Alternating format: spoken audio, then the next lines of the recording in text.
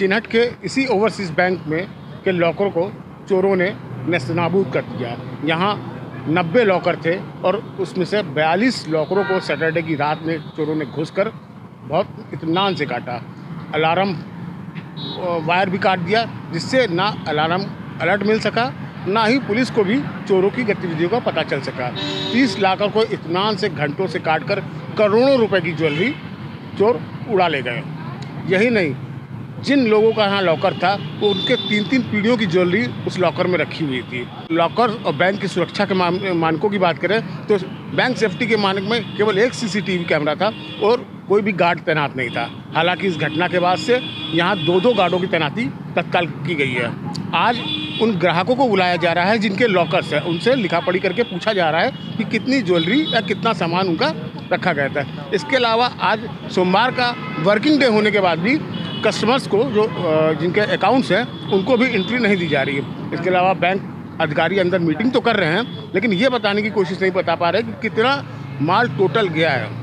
Police का अनुमान है कम से कम 7 से 8 करोड़ रुपए की ये चोरी बताई जा रही है।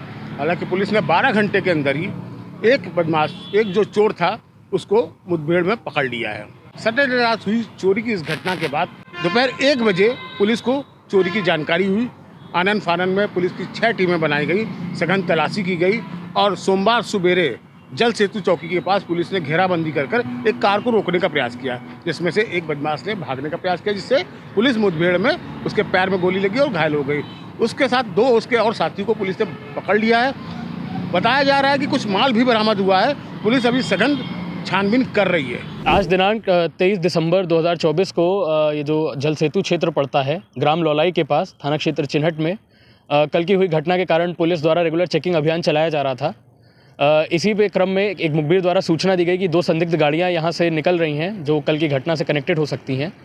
इस सूचना का संज्ञान लेकर क्राइम टीम पूर्वी और थाना चिन्हट की पुलिस मौके पर पहुंची और चेकिंग अभियान उस एरिया में शुरू कराया गया।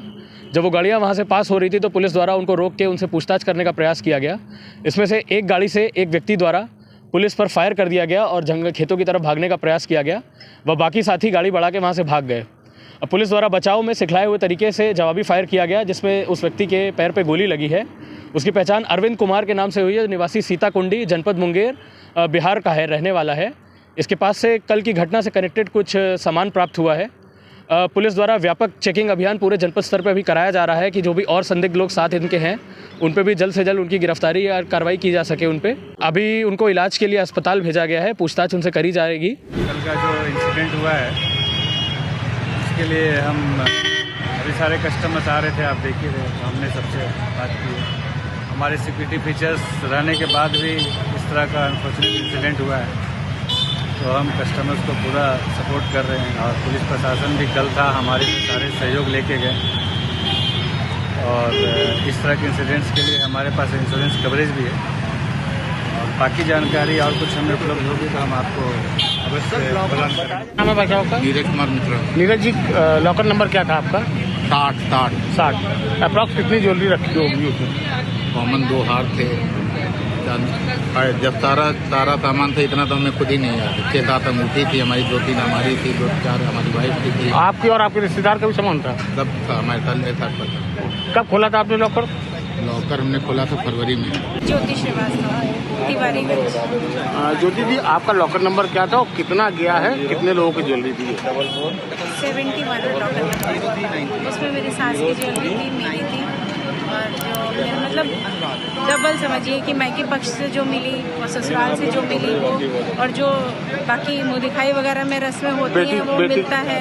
हाँ, और बच्चों के लिए जो हमने इकट्ठा किया, हस्बैंड की भी चेन, अंगूठी, सारा आइटम जो 3 पीढ़ियों की ज्वेलरी आपके लॉकर में थी?